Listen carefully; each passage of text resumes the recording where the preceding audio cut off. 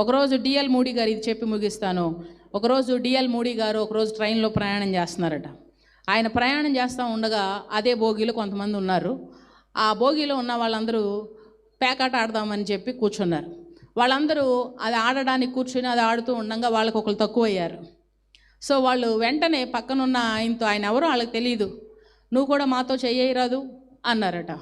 నువ్వు కూడా మాతో చెయ్యేస్తావా అని అడిగితే ఆయన వెంటనే తన చేతులు వెనక పెట్టుకుని నాకు చేతులు లేవుగా అన్నాడట. ఏమన్నారు?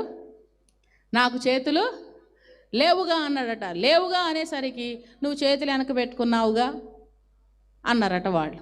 నువ్వు చేతులు వెనక పెట్టుకుని చేతులు లేవంటున్నావేంటే ఈ చేతులు నావి కావుగా అన్నాడట. ఈ చేతులు నావి కావుగా, ఇవి యేసయ్యకి ఇచ్చానుగా అన్నాడట. ఇవి ఎవరి చేతులు? ఇవి యేసయ్యకి ఇచ్చేసా చేతులు. సో ఈ చేతులతో నేను అలాంటి పనులు చెయ్యను అన్నాడట. తన దేహాన్ని దేవునికి కానుకగా వేసేసాడు కృతజ్ఞతగా. నేను నా పాదాలు దేవునికి ఇచ్చేసిన కనుక నేను అటువంటి స్థలాల్లోకి నేను రాలేను.